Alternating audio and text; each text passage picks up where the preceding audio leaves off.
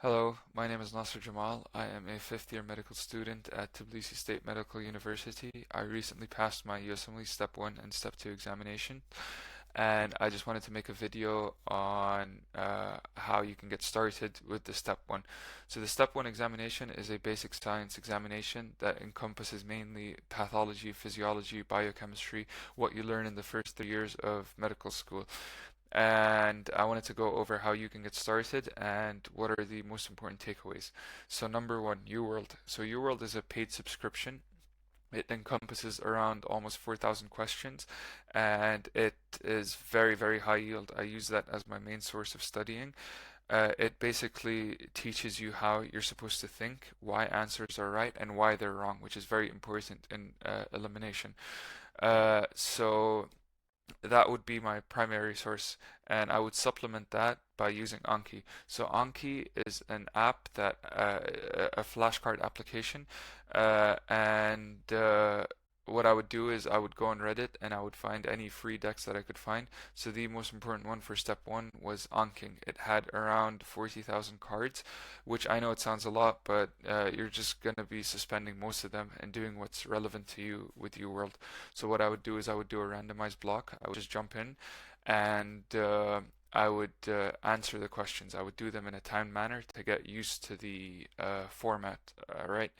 Then each question I would go, whether it was right or wrong, it didn't matter. I would go read the explanation, understand it, and then I would unsuspend the card. And if the card wasn't present there, then I would quickly just make my own card on the Anki app. Next, what I would do is I would go to the first aid book and I would go to that relevant topic and read anything that's related to it. So, for example, lysosomal storage diseases, right? There would be a question, for example, a child with Gaucher's disease, right?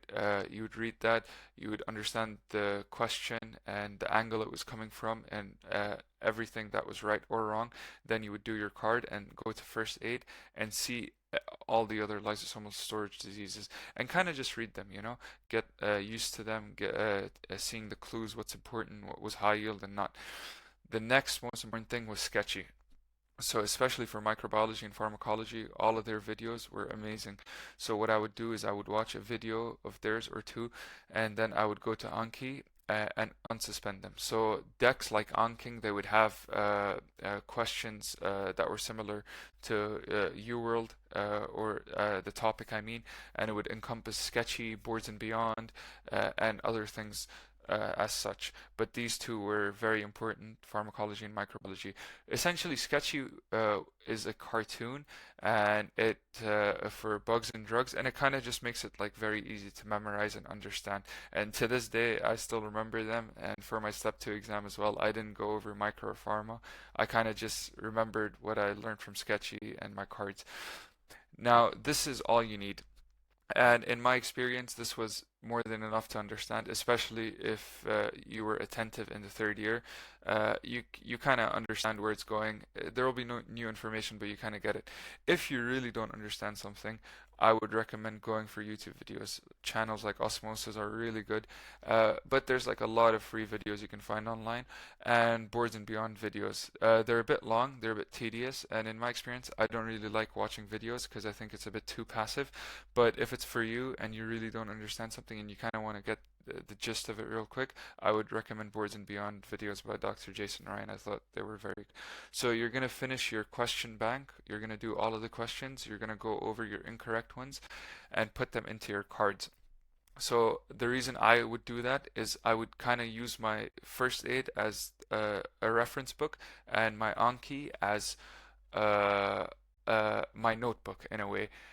So questions that I understood or I just didn't need to go over, I would mature them and I would not need to answer them again.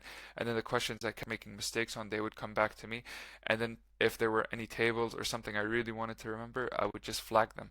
And that's how I would study. I would finish that and I would do all of the cards. And gradually your percentage is going to rise up, especially if you're doing it randomized timed. It's going to go from really low scores to decent scores. And once you're done with that and your exam date is closing, then you're going to want to start your self-assessments. So your self-assessments are the three major ones: free 120, NBMEs, and the self-assessment. So the most important out of these ones is the free 120. This is free 120 questions that are released by the people who make the USMLE exam themselves, and it's very, very similar to the real exam itself. So you want to leave this to the last. Then you have your NBMEs. The people who make the exams, they also make the NBMEs.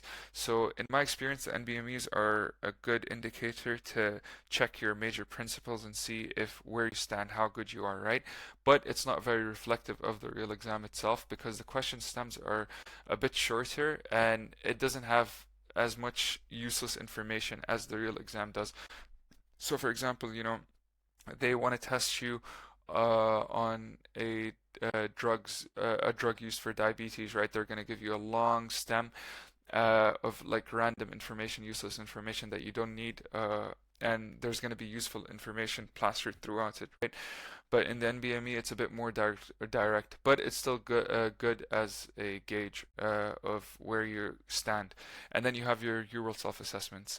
Uh, the self-assessments of UWorld are also really good to see where you stand, but the problem with it is they can be a bit tricky. The real exam is a bit more straightforward compared to UWorld.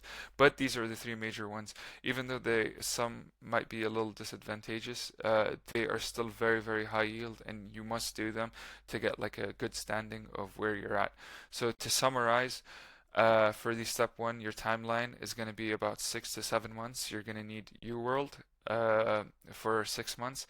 Anki, get any deck that you like from Reddit. You can get like a shorter one like Jonki, Anking.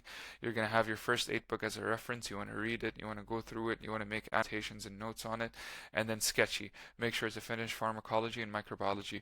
They have other subjects as well, but I didn't find them as useful, or I found them pretty tedious.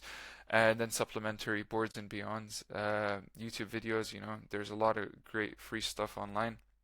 And then when you are done with UWorld and you're at a good stand, you're getting like a good 75, 80%, you want to go to your free 120 NBMEs and your UWorld self-assessments. Make sure to do your free 120 last.